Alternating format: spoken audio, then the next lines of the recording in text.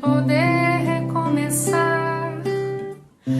Por isso peço em oração que ilumine meu caminho de cristal, que eu jamais esqueço que eu tenho nas mãos a doutrina da consolação. Pai, meu Criador, bênção maior, tesouro igual neste lugar não há. Pai, ó meu Senhor, com gratidão lhe peço forças para fazer multiplicar no lar, na casa de oração, numa rua onde houver algum irmão. Levarei com toda a minha devoção a doutrina do meu coração.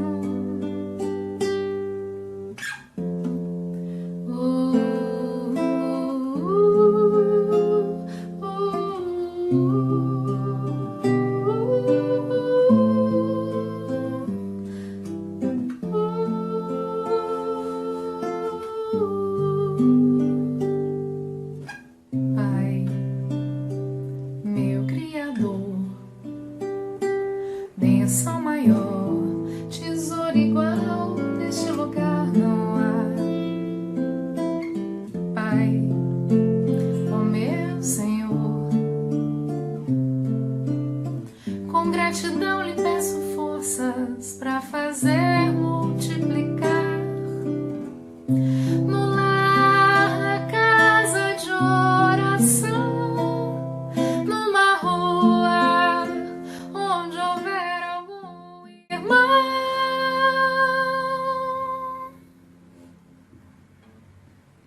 Levarei com toda a minha devoção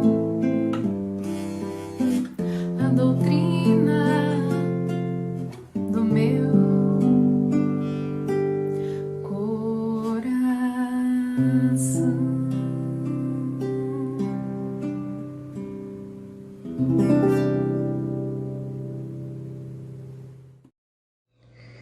Boa tarde, meus irmãos. Sejam todos bem-vindos para mais um encontro do nosso Evangelho no Lar Online. Que Deus possa estar aqui presente junto de nós, nesse instante, nos abençoando e nos iluminando. Meus irmãos, vamos lembrar primeiramente de separar nossa água para ser fluidificada durante o Evangelho. Não esqueçam. Vamos fazer a leitura da mensagem de hoje do livro Pão Nosso. A mensagem de hoje fala: boa vontade. Vede prudentemente como andas. Paulo, Efésios, capítulo 5, versículo 15. Boa vontade descobre trabalho. Trabalho opera a renovação. Renovação encontra o bem. O bem revela o espírito de serviço. O espírito de serviço alcança a compreensão. A compreensão ganha a humildade. A humildade conquista o amor. O amor gera a renúncia. A renúncia atinge a luz. A luz realiza o aprimoramento próprio. O aprimoramento próprio santifica o homem. O homem santificado converte o mundo para Deus, caminhando prudentemente pela simples boa vontade. A criatura alcançará o divino reino da luz. Essa foi a nossa mensagem de hoje. Agora vamos para a nossa prece de início. Vamos fechar os nossos olhos com o pensamento elevado em nosso Pai Criador.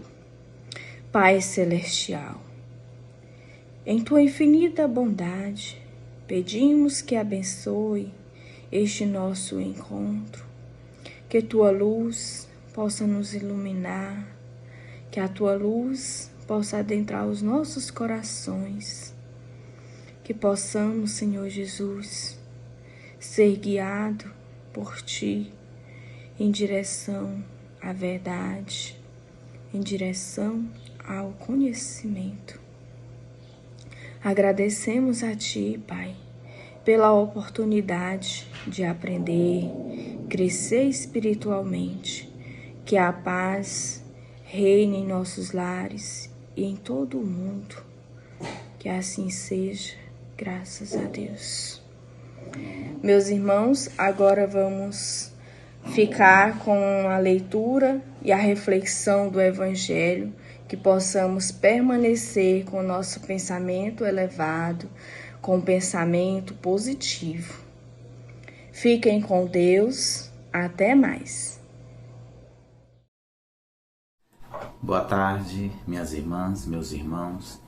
Sejam todos bem-vindos a mais essa tarde especial com o nosso culto do Evangelho no Lar, sempre à luz do Espiritismo. Hoje vamos refletir sobre o capítulo 5, Bem-aventurados os aflitos, com o tema Deve-se aliviar as provas do próximo. Deve-se aliviar as provas do próximo quando possível, ou deve-se, em respeito aos desígnios de Deus, deixá-las seguir seu curso? Já vos declaramos e repetimos com muita frequência que habitais esta terra de expiação para concluir vossas provas, e que tudo vos sucede é consequência das vossas precedentes existências. O juro do débito que deveis quitar. Contudo, esse pensamento provoca em certas pessoas reflexões, as quais é necessário evitar, porque poderiam produzir funestas consequências. Supõe alguns que a partir do momento em que se habita a terra para expiar, necessário é que as provas sigam seu curso. Outros há, inclusive, que chegam a admitir que não só nada se deve fazer para atenuá-las, como também, ao contrário, seria necessário contribuir para torná-las mais proveitosas, fazendo-as mais vivas. É um grande erro, sim. Vossas provas devem seguir o curso que Deus lhes traçou, mas conheceis esse curso? Sabeis até que ponto deve atingir? E se vosso Pai misericordioso não decretou ao sofrimento de tal ou qual dos vossos irmãos, não irás mais longe? Sabeis se a providência vos escolheu, não como um instrumento de suplício para agravar os sofrimentos do culpado, mas como o bálsamo de consolação que deve cicatrizar as feridas que sua justiça abrira? Portanto, quando vos deparardes com um dos vossos irmãos ferido, não afirmeis, é a justiça de Deus, necessária que prossiga em seu curso. Ao contrário, dizei, vejamos que meios nosso Pai misericordioso colocou em meu poder para aliviar o sofrimento de meu irmão. Vejamos se minhas consolações morais, meu amparo material e meus conselhos poderão auxiliá-lo a atravessar tal prova com mais força, paciência e resignação. Vejamos, inclusive, se Deus colocou em minhas mãos o meio de fazer cessar tal sofrimento. Se concedeu a mim, também como prova, como expiação, talvez estancar o mal e substituí-lo pela paz. Auxiliai-vos, então, sempre em vossas respectivas provas, e jamais vos considerei instrumentos de tortura. Esse pensamento deve revoltar toda pessoa de coração, principalmente todo cristão, porque este, melhor que todos, deve compreender a infinita extensão da bondade de Deus. O espírita deve compenetrar-se de que sua vida inteira deve ser um ato de amor e devotamento, de que faça o que fizer para contrariar as decisões do Senhor. Sua justiça seguirá seu curso. Ele pode então, sem temor, empenhar todos os seus esforços para amenizar a agrura da expiação, mas só Deus é capaz de estancá-la ou prolongá-la conforme julgue oportuno.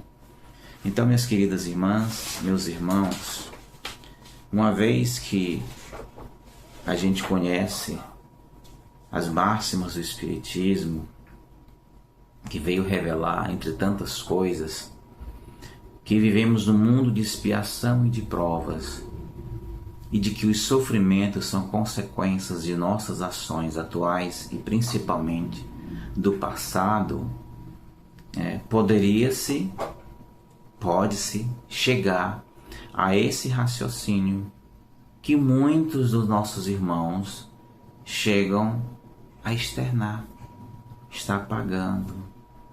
É a justiça de Deus.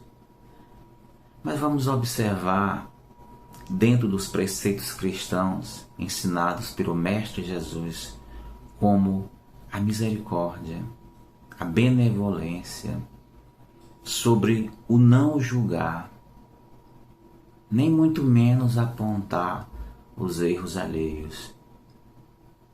Então é muito mais sobre misericórdia do que saber, mas sem saber de fato interpretar. Ou seja, saber que faz parte da justiça divina. Mas, como tudo é, vamos assim dizer, didático na obra cristã, Jesus veio falar das bem-aventuranças. Jesus veio falar sobre a paciência. Jesus veio nos dizer sobre dar a César o que é de César, ou seja, dar ao mundo o que é do mundo e a Deus o que é de Deus, que são as boas obras, que são as boas ações. Então isso chega a ser uma falta de caridade, e a caridade é uma das máximas do Espiritismo. Fora da caridade não há salvação. E ser caridoso é ser benevolente, é ser justo em nossos atos. Não confundamos ser justo com justiça, porque a justiça compete somente a Deus, nosso Pai Criador. Porque o Evangelho de Cristo, ele está cheio destas falas, destas revelações. Numa dessas falas, quando alguém atribui a ele a bondade, ele diz: bom, só Deus. Então Jesus, o tempo todo, ele fala sobre isso aí. Ele veio falar sobre os alívios das dores, a partir da resignação, ou seja, da aceitação. Mas uma aceitação que busca o auxílio. Porque o Evangelho, nessa leitura, nós vimos,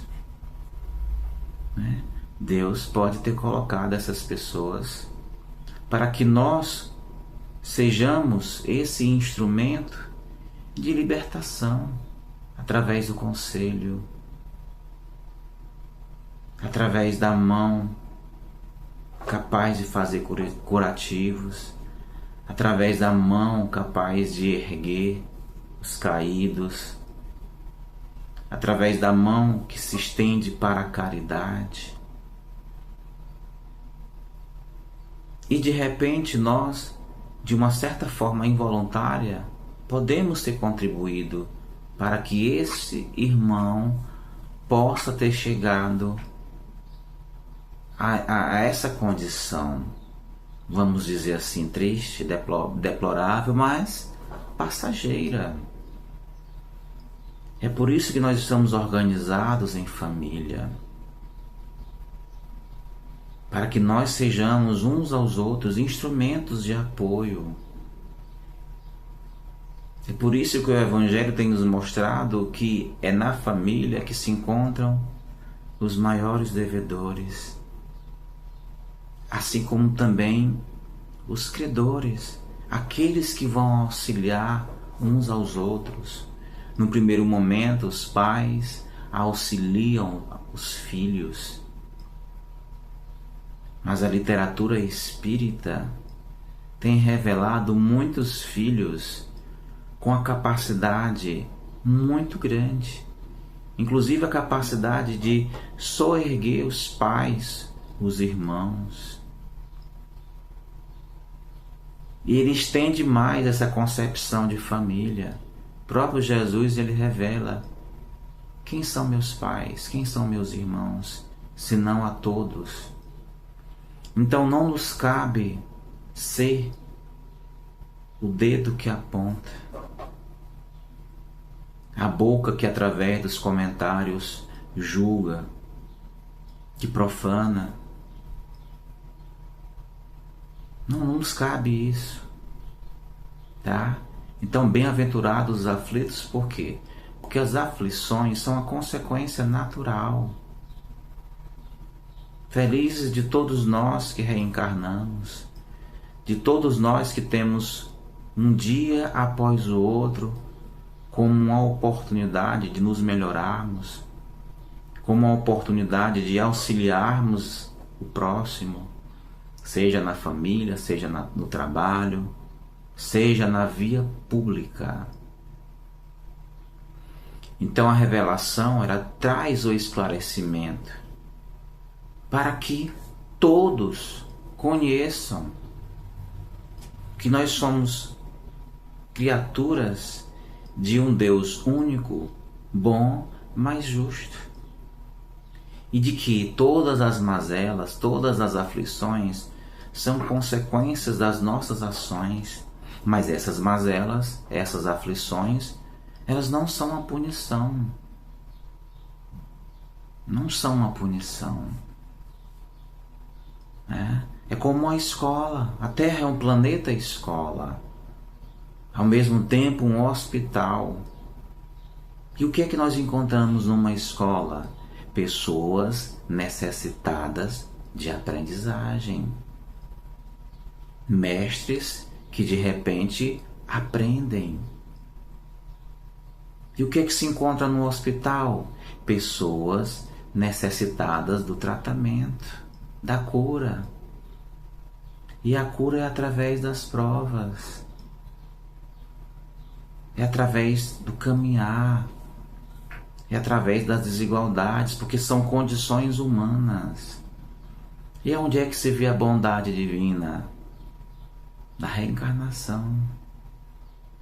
Na organização de devedores e credores numa mesma família.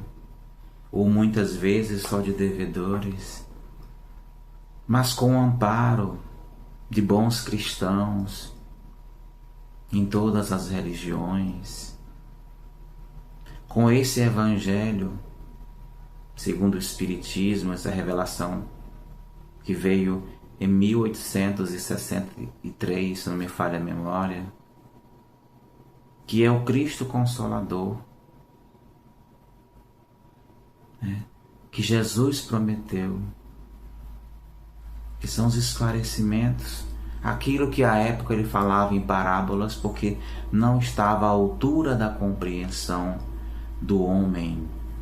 Então, cabe a cada um de nós, principalmente a nós que já nos permitimos sermos instrumentos, a nós que nos permitimos abraçar o Evangelho, mas que abracemos sabendo como abraçar. Então é permitido sim aliviar, não tomar as dores, não confundam isso, nem muito menos aquilo que se combateu através da leitura, que nós estamos aqui esclarecendo, abreviar as provas do sofrimento alheio, potencializar o sofrimento. Não. Então, se formos estabelecer através de sim e não, o que nós não devemos fazer é apontar, julgar, né? Mesmo que seja para efeito de mostrar de repente que sabe. Eu li isso aí, faz parte da prova porque a pessoa é um pecador e um devedor. Quem somos nós? Jesus revelou: quem sou eu para te julgar, mulher? Mas recomendou a todos nós que sigamos e não pequemos mais. Tá? Porque o esclarecimento ele nos possibilita olhar para nós internamente, a compreender sem julgar, a compreender para aliviar, para conduzir na direção do bem, da evolução, todos juntos. Jamais, principalmente a figura da mulher mãe, que é o maior exemplo em terra do amor, vai sentir-se plenamente feliz, sabendo que mesmo após partir, que cumpriu a sua missão, sabendo que seu filho está em sofrimento, ela vai ficar aliviada. Então, a recomendação é essa: ser solidário, ser a mão amiga, o ombro que apoia, a palavra que só ergue. Que belo, né, meus irmãos? Que Deus, tão bondoso, pacientemente quer que nós evoluamos um pouquinho a cada dia, se desprendendo dos nossos vícios, se desprendendo desses pecados capitais que têm levado a humanidade há milênios a cometer os mesmos erros, a partir do orgulho, da vaidade, da indiferença, da prepotência, que culmina em guerras, em conquistas desnecessárias, quando o verdadeiro sentido seria a união, a propagação da ciência, dos valores morais, do verdadeiro sentido de sermos humanos, criaturas divinas. Então, queridos irmãos e irmãs, a mensagem do Evangelho é essa. Aqui a gente se despede, vamos para a nossa prece, após isso, o passe. Então, que possamos nesse instante elevar os nossos pensamentos ao alto e nos dirigir ao nosso Mestre Jesus, nosso modelo, nosso guia. Primeiramente, agradecer pelo Evangelho, pelo caminho que tem nos mostrado. Divino Mestre e amigo, abençoa os nossos lares, potencializa a nossa fé, que se faça luz em nossas consciências para que as trevas se dissipem, as trevas da ignorância. Abençoa e ilumina a nossa vizinhança, nos guia pelos caminhos da vida. Potencializa o que há de melhor em cada um de nós. E que essa centelha divina de paz, de caridade e de amor brote, potencialize em cada um de nós, para que sejamos bons instrumentos. Ser conosco, divino amigo, hoje e sempre, que assim seja, graças a Deus. Então, até uma próxima oportunidade. Fique com Deus, meus irmãos. nos preparemos para o momento do passe e fluidificação das águas. Coloque um recipiente com água limpa para ser fluidificada. Irmãos, não importa aonde você está, quais as dificuldades que está enfrentando, Jesus está sempre pronto para vir em nosso socorro. Coloque-se de maneira confortável, que lhe facilite a concentração e a receptividade. Respire lenta e tranquilamente. Inspire, expire. Inspire, expire. Encha seus pulmões de ar e solte bem devagar. Deixe que energias de tranquilidade e paz penetrem seus pulmões, circulem por todo o corpo. Sua alma, em harmonia com o corpo, se sente tranquila e em paz. Mentalizemos a passagem de Jesus. Dia claro, os raios dourados do sol iluminam a paisagem alegre de Cafarnaum. Casario branco, trepadeiras multicoloridas e pássaros saltitantes enchem a paisagem de otimismo. A notícia das curas atraía a multidão dos necessitados. Subitamente Jesus aparece, esguio e belo. A túnica desce-lhe até os pés.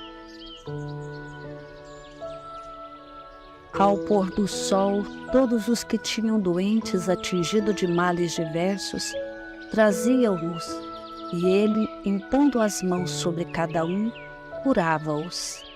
Assim narra o evangelista Lucas. Mentalize Jesus se aproximando de você. Ele impõe as mãos amigas sobre a sua cabeça. Perceba que de suas generosas mãos cai uma cachoeira de águas claras e puras, vindas do seu amor a te banhar. Derramam-se em sua cabeça, descem pelos ombros, banham todo o seu ser, te trazendo paz, serenidade, equilíbrio. Limpam todas as impurezas e te pacificam. Sinta estas águas te banhando, limpando. Respire. Mentalize agora Jesus como sol diante de você. Sua luz, seu calor te envolve. Sinta as energias curadoras que emanam do Cristo em sua direção. Ele ouve as suas preces. Confie nele. Seu amor é infinito e te acompanha e protege, oferecendo de tudo que necessitas. Confie. Absorva as energias curadoras de Jesus. Sua luz te envolve. Sinta essas energias percorrendo todo o seu corpo. Sinta-se fortalecido e em paz. Senhor Jesus, divino amigo, estende as tuas mãos generosas, Senhor, e transforma estas águas em remédio para os nossos males físicos e espirituais. Guarda-nos, Jesus, em sua paz. Estende as vibrações de amor em benefício do meu lar, Senhor. Que aqui possa reinar a paz, a saúde, a tranquilidade. Nós lhe rendemos graças, Jesus. Fica conosco hoje e sempre. Graças a Deus. Faça uso da água fluidificada.